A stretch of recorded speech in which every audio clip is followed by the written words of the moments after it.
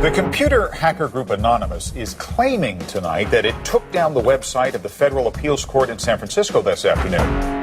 They took down Senate.gov servers. They've taken down HB Gary. Sony's claiming they did $150 million worth of damage. So many confidential files that tonight, because of these hackers, can be in the hands of anyone. Visa, MasterCard, the PayPal situation. The criminals who hacked into Sarah Palin's private email. The Church of Scientology says Anonymous is a cyber terrorist group of religious bigots. Anonymous and this other group called Lulz Sec. They seem to be wanting to prove a point. Anonymous kind of was like the big, strong, buff kid who had low self-esteem. And then all of a sudden punched somebody in the face and was like, holy shit, I'm really strong. And Anonymous calls itself the final boss of the internet. And sometimes it proves to be really fucking true. You are going to violate the freedoms of the internet, you certainly better watch the fuck out. They are kind of the rude boys of activism. There's a real rough edge to them, which I think also is one reason why they garner so much love and hate from people too. They represent a certain sort of chaotic freedom. Individual, young, nameless, faceless folks are having geopolitical impact. I mean, it's both exhilarating to realize that and terrifying to realize that. It kind of depends on how that power is wielded. We are legion. We do not forget. Expect us.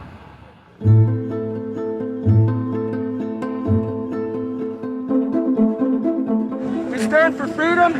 We stand for freedom of speech, the power of the people, the ability for them to protest against the government, to right wrongs. No censorship, especially online, but also in real life. We have members throughout society and all stratas of it worldwide. Yet we have no leadership. It's one voice. It's not individual voices. That's why we don't show our faces. That's why we don't give our names. We're speaking as one, and it's a collective. Good timing. I would love to live in a country where the government fears its citizens and not the other way around. But right now, plenty of anonymous actors are in hiding because of fear of reprisals by the government. I've been called many things. There's unpatriotic. That we're just a bunch of children sitting in our parents' basement. I got called a terrorist sympathizer. We've been called kids, we've been called cyberbullies, we've been called hooligans, and sometimes those words aren't entirely unfair, but this is a serious political movement. No one, in the general public really seems to get it. What they don't seem to get is that the ability for Anonymous to be everything and anything is its power. Anonymous is a series of relationships, hundreds and hundreds of people who are very active in it and who have varying skill sets and who have varying issues they want to advance and who are collaborating in different ways each day. They're a little bit like a prism or kaleidoscope. They've got many different facets and many different sides. Of course, when you spend enough time with them, you start to get a sort of feel or texture that's not just random, right? Yet it's very multifaceted, very rich, which does span from the quite lighthearted to the very, very serious. Bob Dylan had a line in a song saying, to live outside the law, you must be honest. They might do something which isn't technically correct, maybe it's not legally correct, but they're doing it for purposes that in their minds at least are ethical. People who know what they're doing, who share an ethos, who have a commitment to exposing and humiliating the man, who have a very low tolerance of lies and what they perceive as evil on the part of overweening power structures. They share information, they share tools and techniques, and they are currently having a very good time. The hacker culture, as we know it, really sprang from one place. It was MIT, and it was specifically the people in the Model Railroad Club, the Tech Model Railroad Club. Hacking originated as humorous pranks. When the guys at MIT put a Volkswagen up on top of the dome of the building, and people woke up and saw the car up there in the morning, or they measured a bridge by the body lengths of somebody. I would say his name was Brian, and discovered the bridge over the Charles River was, 822 Brians. These are funny things. That's where hacking originated, and it migrated into engineering and computer communities. It's witty, it's pranks. I'm Chris Weisopel, former member of the Loft. We don't necessarily say hacking group because it makes it sound like we're hacking, so we used to call it a hackers think tank. Hacktivism was a term coined by a group called Cult of the Dead Cow. The Cult of the Dead Cow was really kind of sort of like a propaganda type of organization.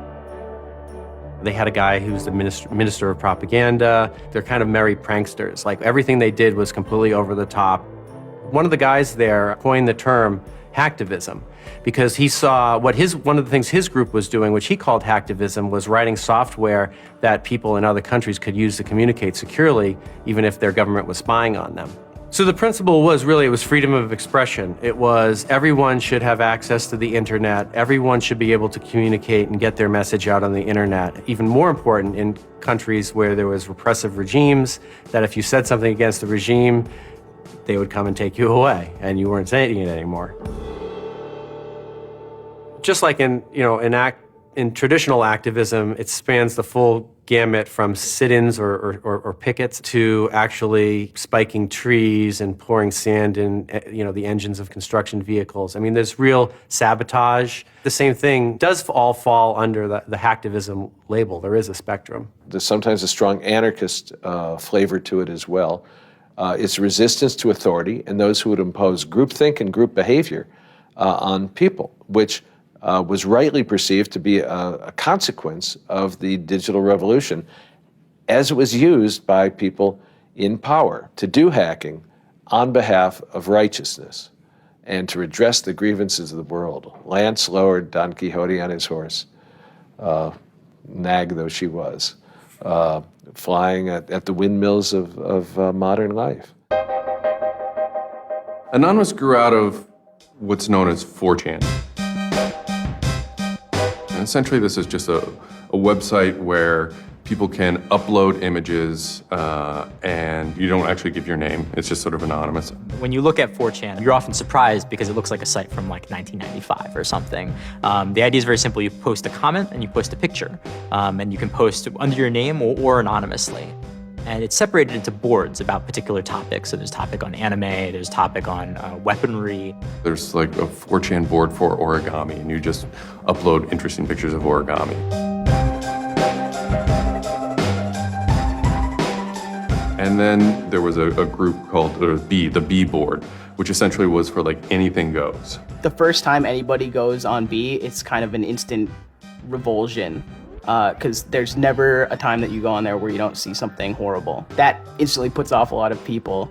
The idea is post something that can never be unseen. Half of the posts on B are there specifically to make people not want to come back to B. It's what you get when people are allowed to express themselves with absolutely no restriction whatsoever.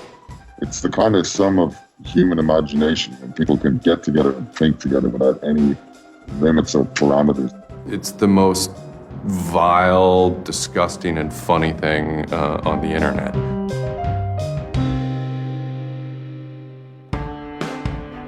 One of the important things about 4chan is to have a thread that really explodes and lasts for a long time.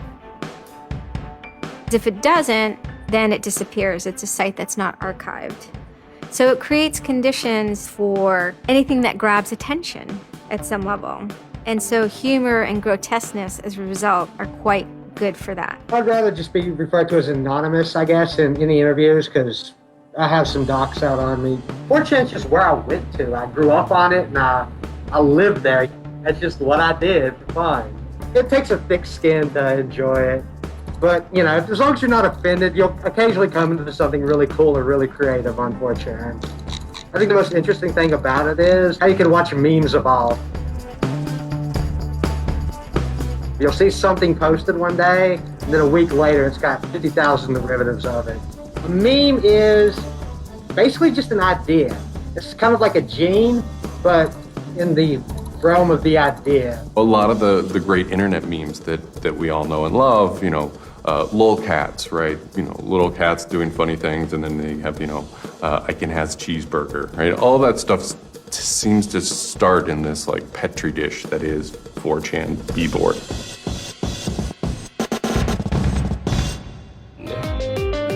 Say it publicly and your insane chocolate rain. Name any meme from the last about 6 years, and I'll bet you either in its first posting ever was on 4chan, or at least one of its earliest revisions that became what it was on 4chan. I can see the food situation is so we'll be on our way. It's basically the best breeding ground for internet culture, as far as I'm concerned. With your neighborhood insurance rates, chocolate rain. 4chan is also very known for acts of trolling. Trolling is a fucking art.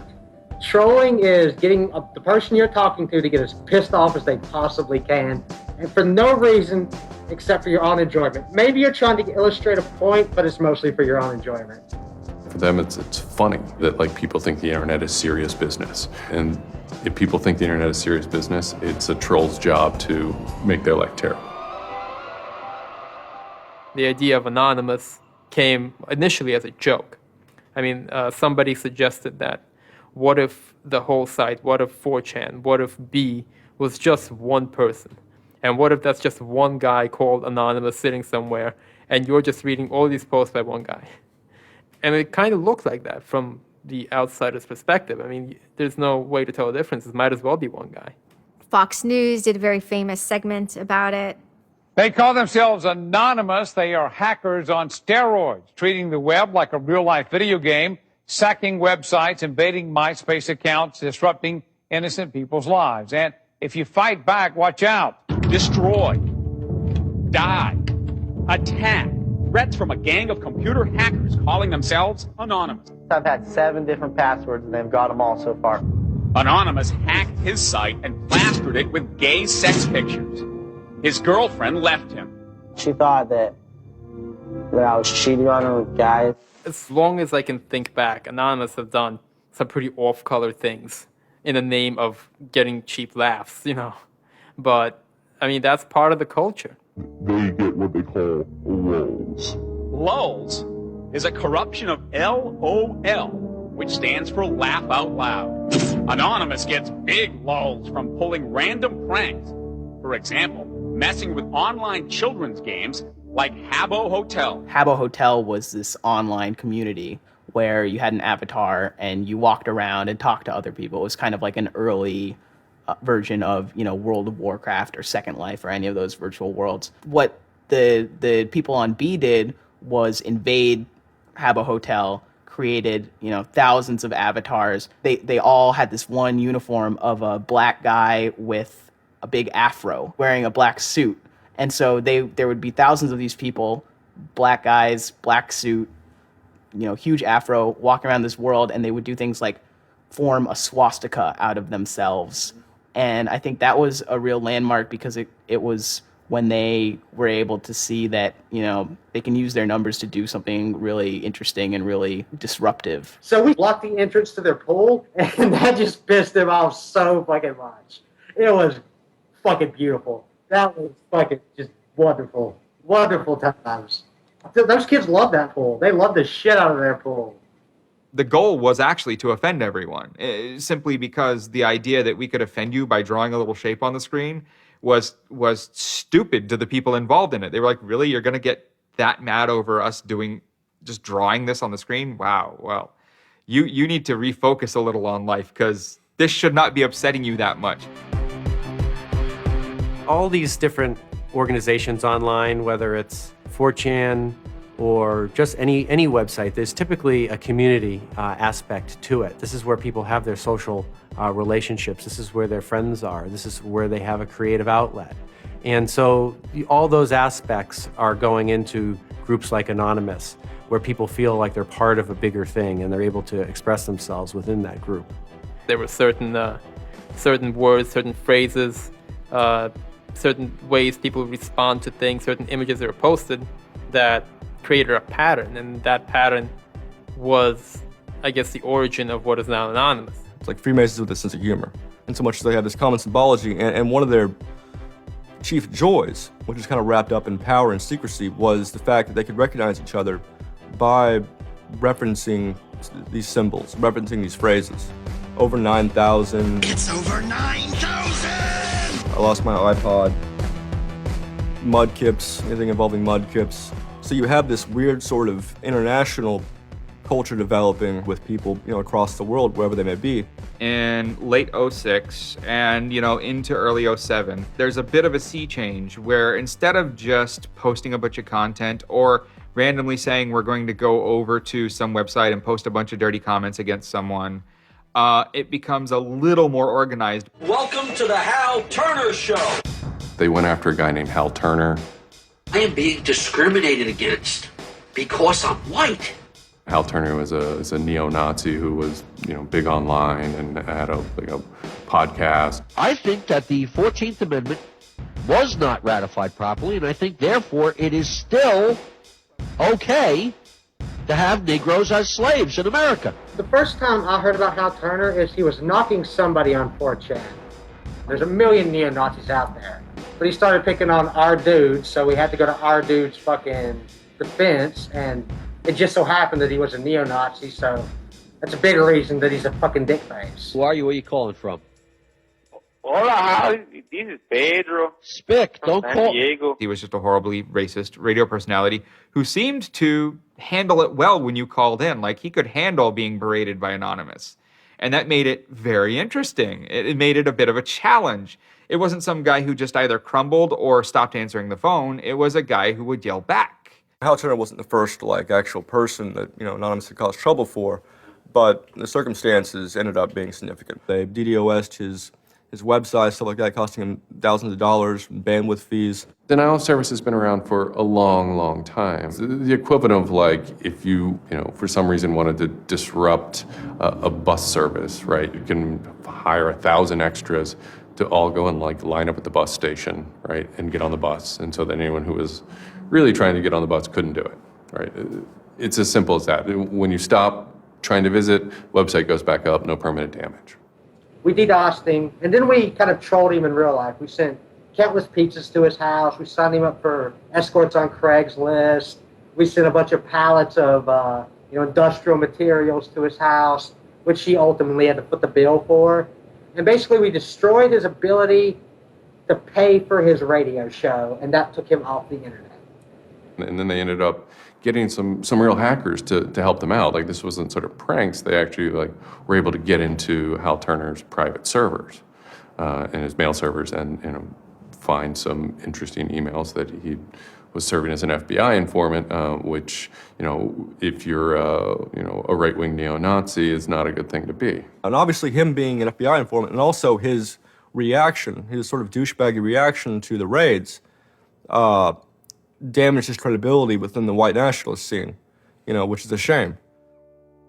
Hal Turner's gone. He's been prosecuted by the feds for threatening judges. What follows is a period of confusion and anger in which, the original Anonymous people, the sort who want to keep Anonymous as this nihilist little, ridiculous group, are upset that now, that the most terrible thing on the internet is now becoming a force for good all of a sudden. I'm Mike Vitale, and my handle is Seth Dude. Now, this is January 2008. Anonymous is strong now. We're not a little dinky fucking group anymore. This is millions of people worldwide, and we're watching. And then Scientology stepped in with a big target on its chest.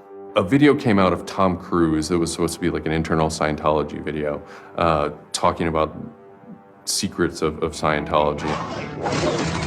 Being a Scientologist, when you drive past an accident, it's not like anyone else. As you drive past, you know you have to do something about it because you know you're the only one that can really help. It talks about you're the only one who can stop, bad things from happening. And so this is kind of widely mocked online. It circulated like wildfire. Instantly, the Scientologists post a DMCA, Digital Millennium Copyright Act. And this is a way that if you own content, you can go to video sites, upload sites, and have your content pulled when someone uploads it illegally. So Scientology's always at odds with the internet, always trying to legally bully people out of fucking them over on the internet. They always did that. And then here they are trying again, but you know what? Anonymous saw that and they said, oh, you guys just fucked around badly. Like, you're trying to censor our internet. Like, are you trying to take a joke away from Anonymous? Like, you don't do that. A few people on 4chan posted, hey, we should grab that video and post it on a few other sites. What followed was it's this term called the Barbra Streisand effect. And this video, as they're attempting to suppress it, went everywhere. Like, everywhere you look on the internet, you were gonna stumble upon this video. Actually, Gawker, the site that I worked for, was, I think, the first one to put it on the website, and we got in a huge legal battle with Scientology, who wanted us to take it down.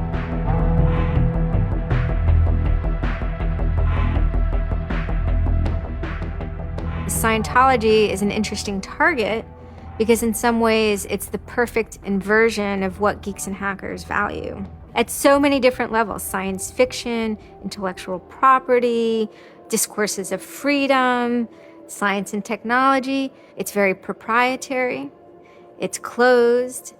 And so in some ways, if you had something like a cultural inversion machine and you stuck geeks and hackers in there, you'd get something that looks a lot like Scientology. So it's quite offensive, and there's a real pleasure in attacking your perfect nemesis. And people who knew what Anonymous was to begin with were like, oh my God, Anonymous is gonna go to war with Scientology. This should be really interesting. Especially because it's two weird ass groups. I mean, I've been an Anon for a long fucking time. I know Anonymous is really strange. They're weird, and the stuff we like is weird, and it's really not mainstream at all. Now you have Scientology, also really weird. A lot of crazy shit goes down. Anybody on the outside who's seeing this is going, let's watch these two retards fight. Like, both their pants are gonna fall down, they're gonna triple, and then it's gonna hurt everybody, and it's gonna be hysterical. And then that's when 4chan kind of reared into action, really reared into action. And they started to troll the Church of Scientology. And this took the form of pranking the Dianetics hotline, ordering pizzas. I go to call them on the phone and it's busy. And that's their main fucking Dianetics hotline. Their Dianetics 800 number, you can't get through because Anons have completely fucking clogged it. And just probably saying stupid shit. The whole idea was just you call them just to keep them on the phone. What's an Elron? How do I Dianetics my face? They were not expecting that, and they couldn't handle it. I'm Brian Mettenbrink.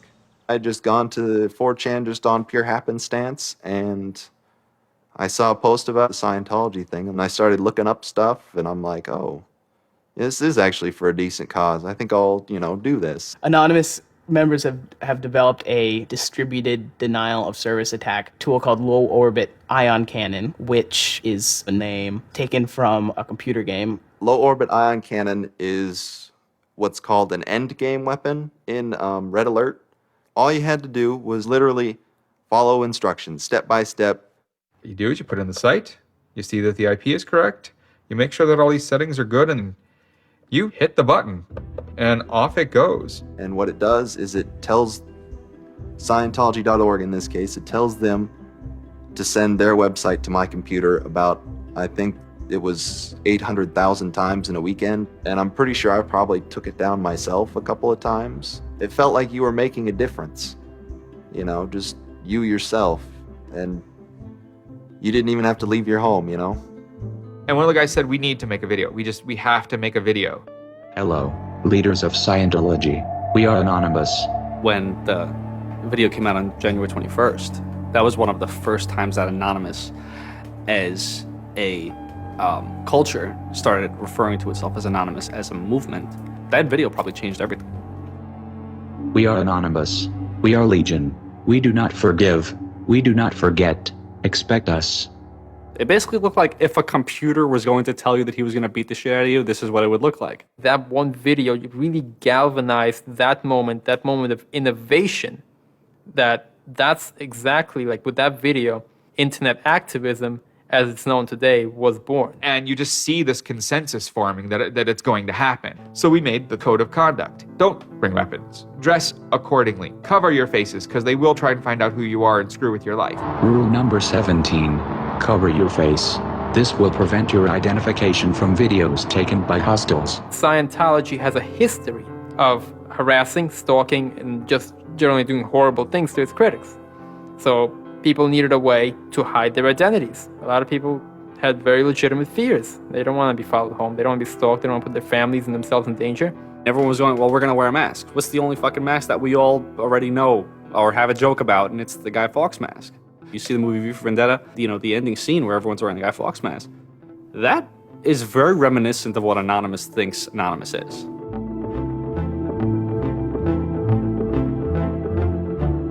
We wanted to represent anonymity in some way when it moved into real life.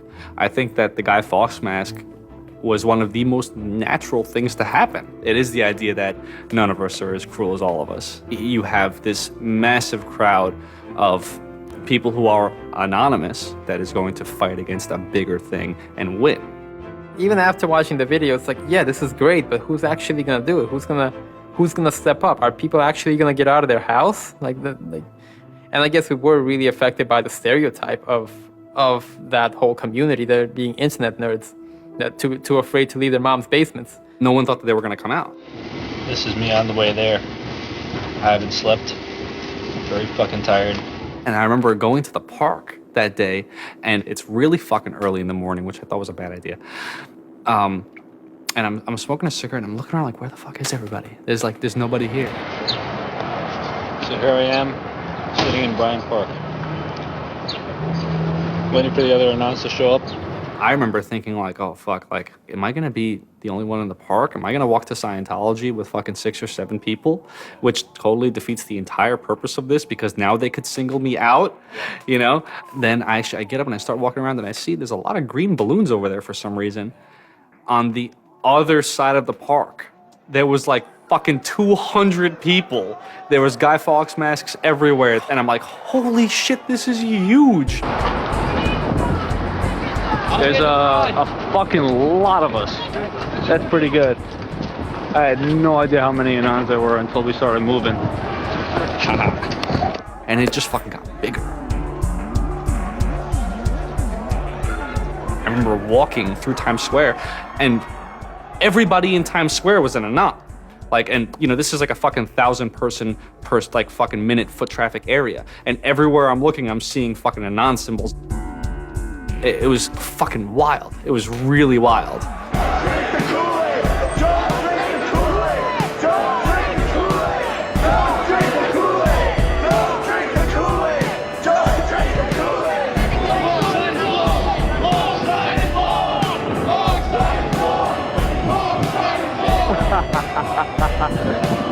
This is our fucking raid.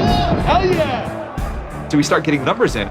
And Sydney, we're thinking that it's going to be 50 people. And before 10 a.m., before even time, there's already 50 people there. And there's still streams of people walking down the streets. A couple hours into it, you know, because I didn't go to bed until 1 in the morning, you know, you're looking at Sydney as, wow, there's 250 people in Sydney. The cops are estimating higher than that for their reports. What just happened? Adelaide, Perth, and Melbourne happened. And, you know, over 200 at each of them. We nearly broke 1,000 leaving Australia. Now, the next protest was Tel Aviv, which had actually gotten its first Scientology building right before this. There were Palestinians and Israelis at this protest, both holding their flags. And at one point, they actually switched flags and held up each other's flags and whatnot. It was awesome to see. I call our guy in London, Britanon, and I say, hey, what's going on there? And he's like, did you just get out of bed? I said, yeah, I haven't even turned on the computer. I just figured I'd call you. And he said, we've got 600 people and the cops are really, really mad at me. All the major cities were having hundreds of people come out. It was massive. Clearwater had like 300 people. I don't think anyone beat out LA. I think LA had over 1,000 people. We are Legion! We are Legion! The thing that happened was something completely different, and hundreds of people from every city just swarmed the streets. It was kind of overwhelming, a little even scary, but scary in a good way. Soon, we're at around the 10,000 mark, and we were joking the whole time, over 9,000, one of those memes. It was too surreal. It was not believable. You go by what name? We are Anonymous.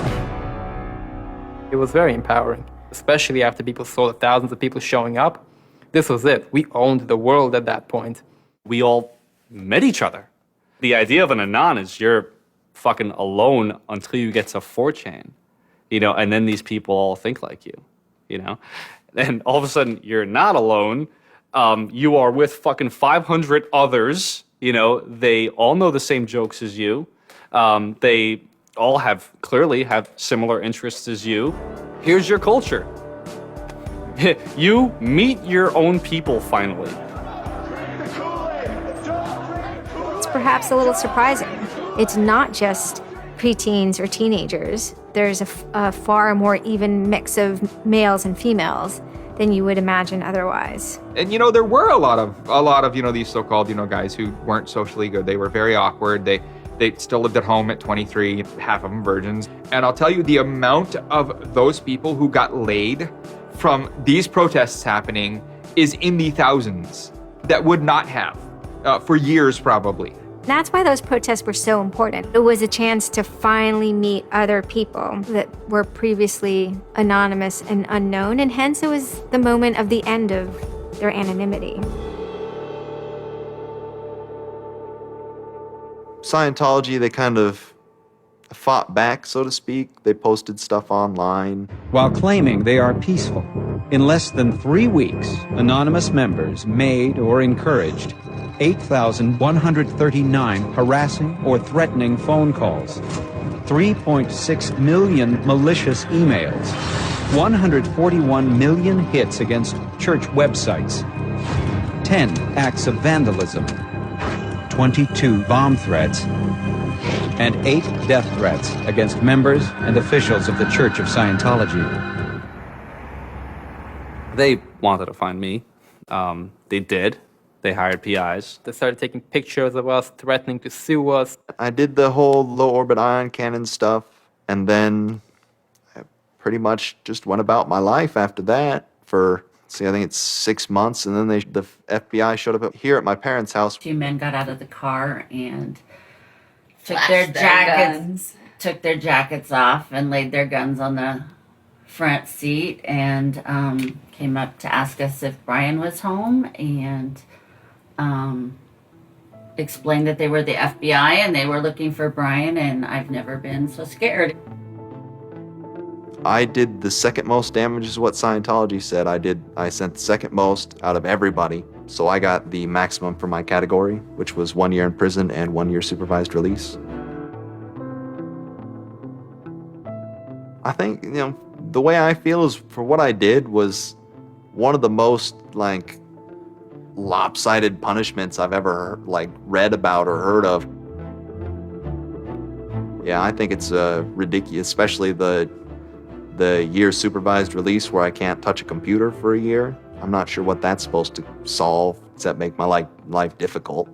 So that computer behind me back there, I could go back to prison if I went over and touched it. I'm very proud of what he did. He stood up for what he believed in.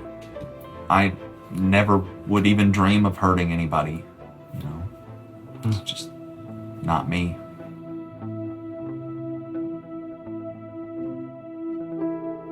Prior to Anonymous, critics of the church still had to be very, very careful because of the aggressive lawsuits that were launched against academics, journalists, and other critics. I would say that era is over. And Anonymous, more than any other sort of intervention, is probably responsible for that change. This actually caused a decent rift in Anonymous. There was one big group, significant group of people who would say, this Chanology stuff, it's cancer, it's awful, it's bad, it's just bringing attention to us that we don't want. One Anon said it well once. There is no leader. Their ops have momentary leaders, de facto leaders. Almost through meritocracy, there's more respected or more persistent participants. Some people participate in a single operation and are never heard from again. It might even be a housewife who just, agrees with that political statement or that protest. I like to describe this with the picture of a bird swarm. Everybody's flying very, very quiet. Suddenly, one bird flies into the other direction and the mass fly into the same direction, following that person. It's totally okay to say, I'm sorry, I don't take part. When Chronology was running full force, it was like a kid stretching for the first time and actually seeing the real power. If you had asked me all throughout 2008 and most of 2009, is the politics of Anonymous always going to be sutured and hinged to the Church of Scientology? I would have said yes. And it became unsutured, unhinged, when a different political wing was born in 2010.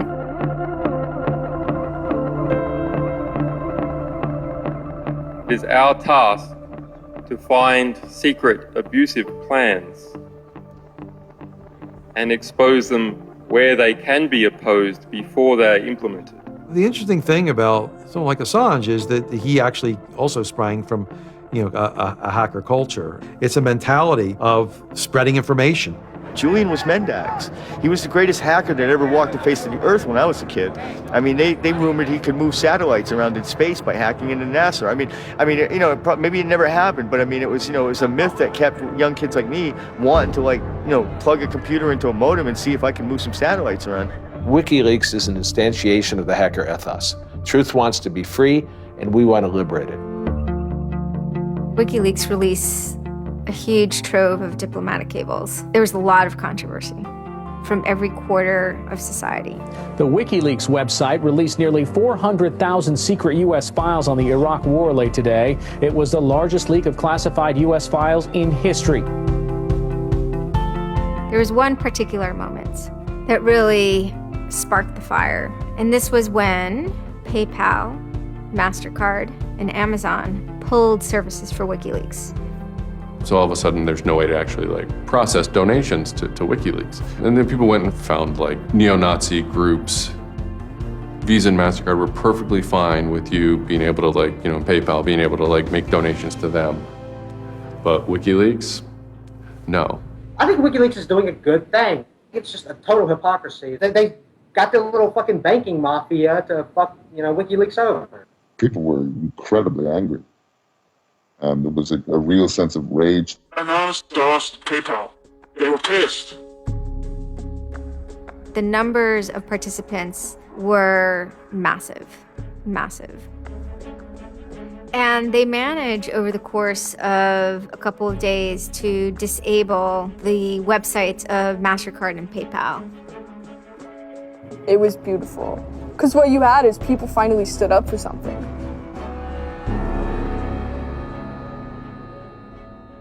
My name's Pete Fine. You can call me an internaut or a hacktivist.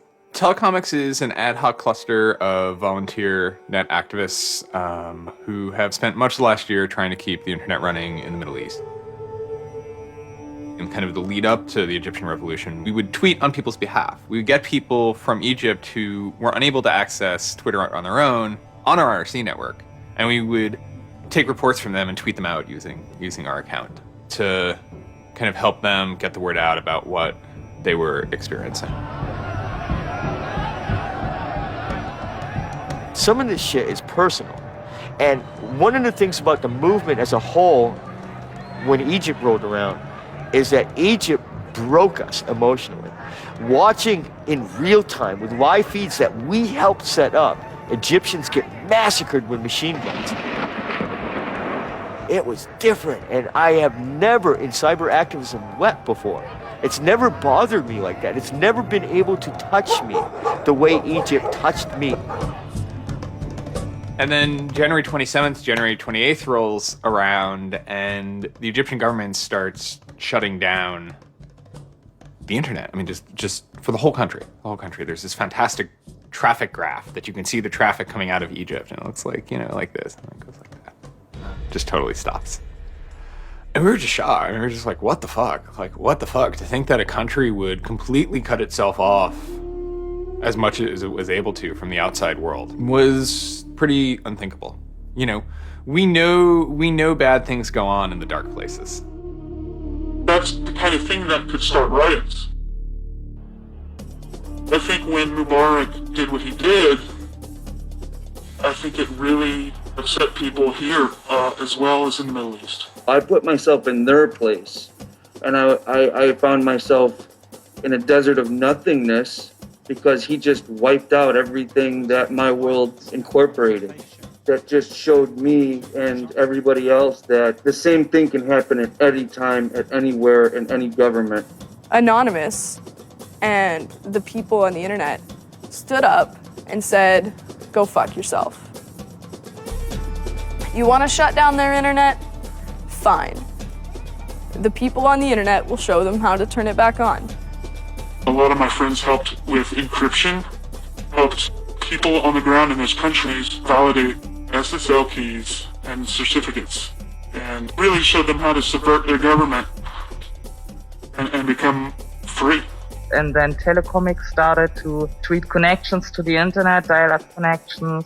In Egypt, the care package we put together included some kind of our comms information, the ham radio and dial modem details. In total, we helped coordinate and run about 500 dial-up modem lines. We also Googled up treatments for tear gas and other kind of basic medical treatment and found folks who could translate that into Arabic. Sort of put this together in a nice one-page PDF and fax, and off it goes. President Hosni Mubarak has decided to step down from the office of President of the Republic.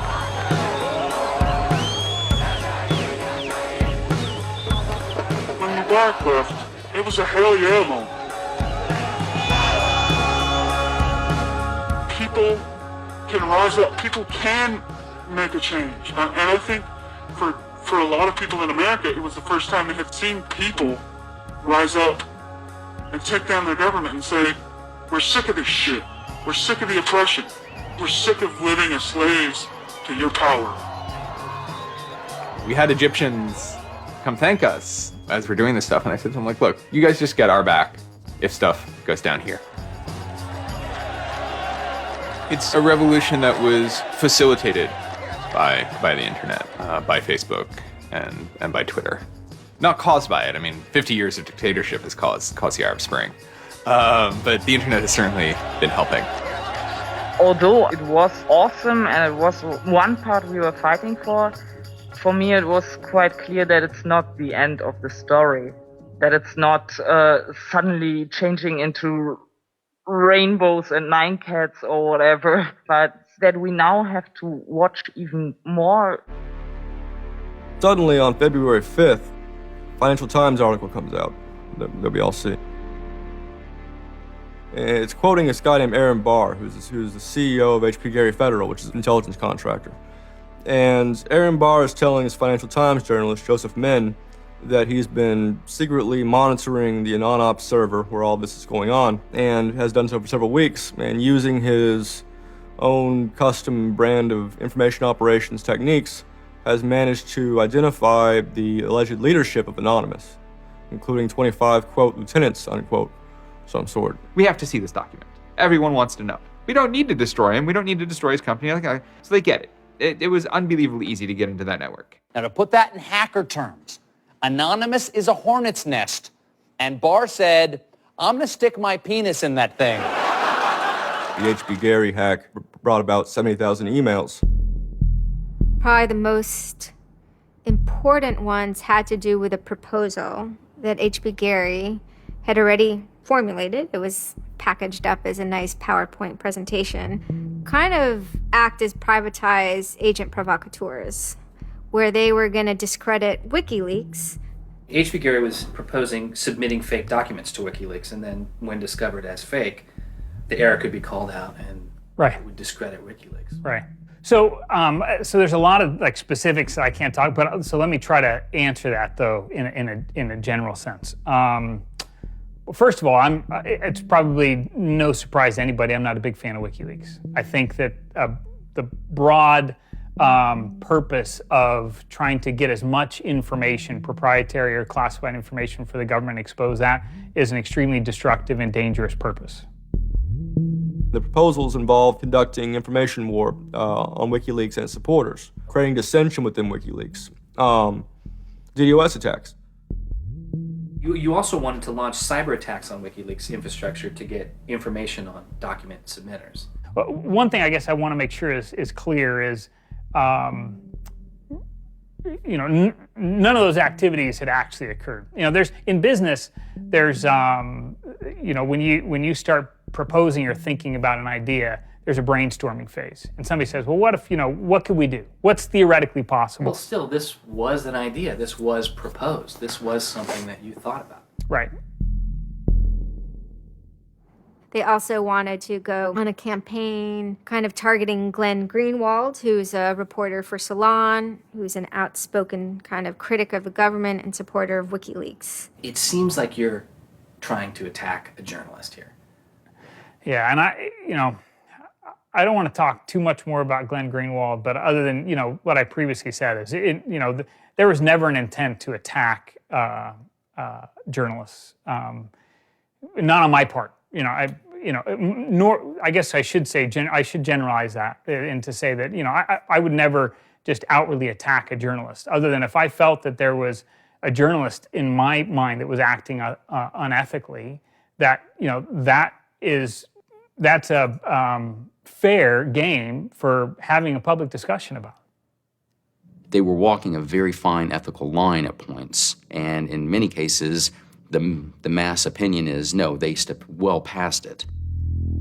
I will not support broad theft of information released to the public, because that's nothing but destructive. If somebody has information that's been stolen from them, and whether or not WikiLeaks encouraged the theft of that, or whether or not it was just put in their lap, still they're threatening to release the information that is the private property of another organization.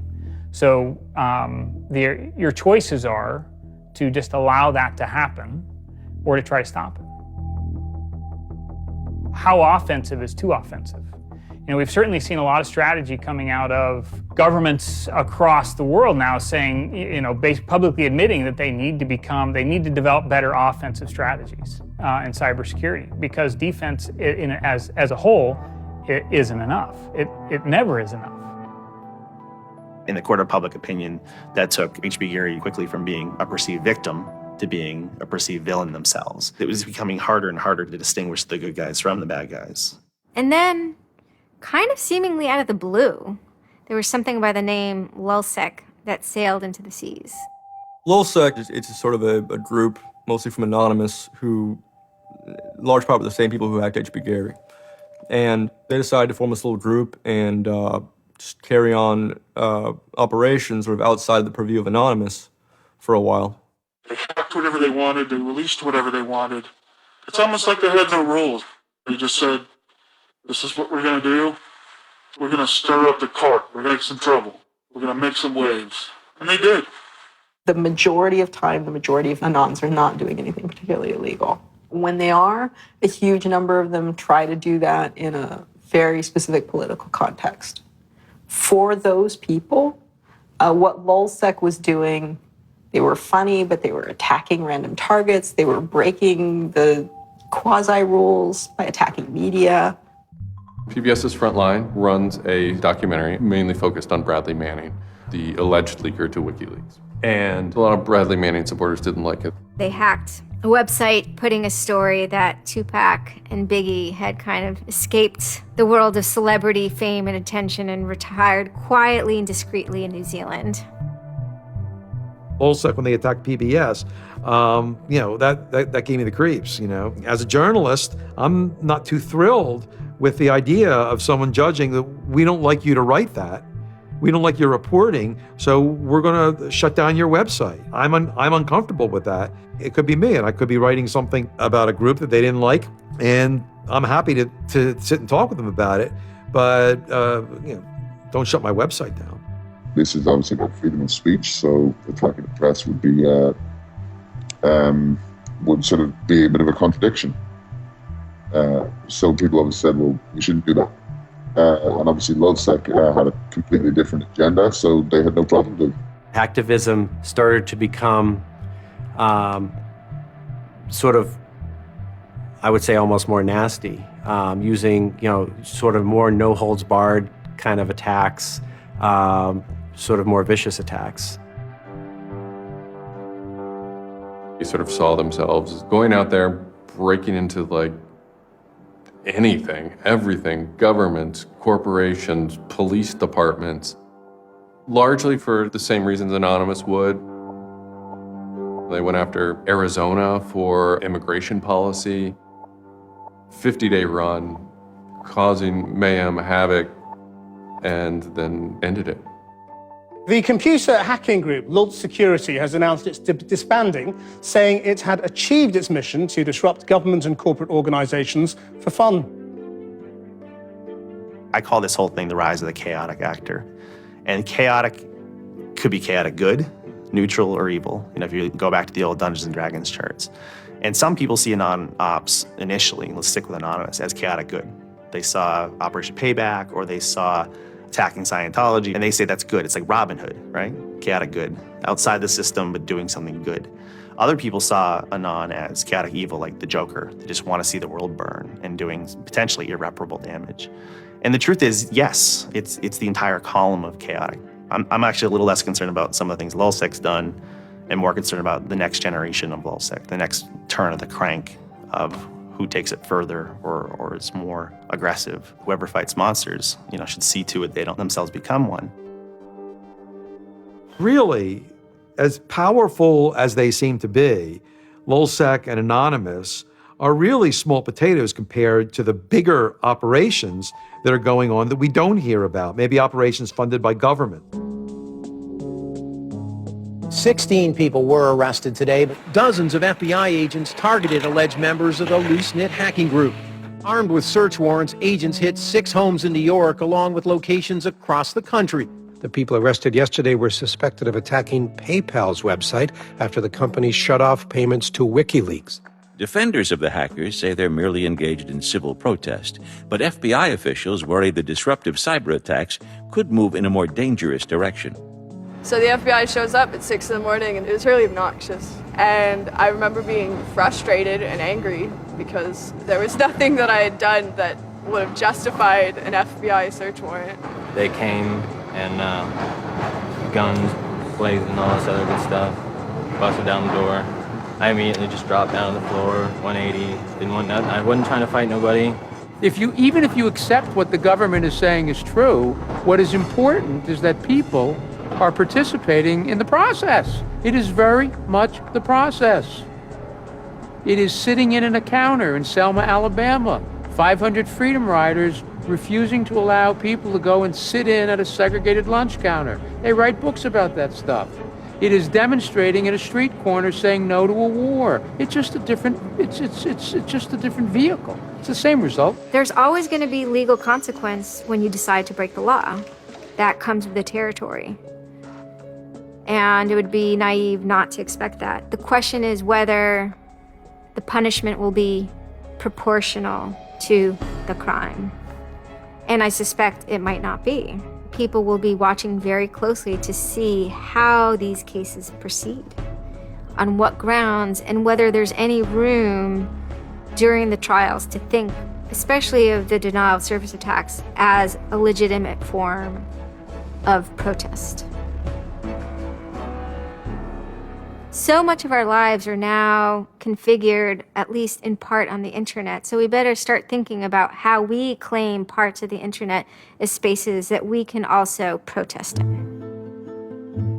There is a certain online culture that believes in certain values, like freedom of expression. They're against corruption. They're against governments controlling their citizens. And when they see those values harmed in some way by some organization, the hacktivists strike back. I don't think this whole issue is a technical hacking thing. This is more about human philosophy and psychology. What's motivating us? Why is there so much unrest or disenfranchisement or anger that would lead people to want to take matters in their own hands and join these? Whether you think it's bad or not is irrelevant. It's not going away. The part of me that likes the ability to have rapid destabilization and change loves this. The part that knows how powerful it is means it's a force multiplier for good or for evil. And how that power is wielded and how we want to self-regulate is going to be the most deciding factor in if this is a menace or a benefit. I certainly don't think most of the conversations in law enforcement or the government are informed enough to know how to deal with this. I suppose the question you really want to ask is, would I do it again? And honestly, after thinking about it, I felt that I did what was right. I had a belief, I still do, that what I did was the right thing, and hopefully someone got some good out of it. You know, I'd love to think that maybe I stopped someone from joining a cult, you know.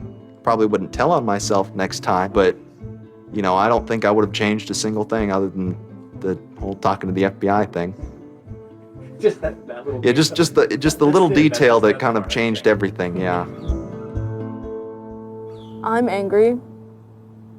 Occasionally I have small breakdown moments of terror, but I haven't stopped believing what I believed. I haven't stopped wanting to fight. I haven't stopped caring. Show me what democracy looks like! Show me what democracy looks like! There's a lot of people in Anonymous who feel very deeply and very sincerely about their contribution towards democracy around the world. And I think that's one of the main things that I'm most proud of about Anonymous. There are things that I'm not proud of about Anonymous, but we stand against censorship and we stand against oppressive governments, even our own. It's a very noble thing. And history teaches us that change simply doesn't come with flowers. It doesn't work. No? If they say I'm a criminal, damn, well, then I will be one. I don't care if you're a Democrat or a Republican or an independent or if you like Ron Paul or if you worship pigeons or Scientology or if you're Catholic or atheist or Methodist. I don't care about that. Your opinion matters. I don't care if I disagree with it. I don't care if I hate your guts. Your opinion matters.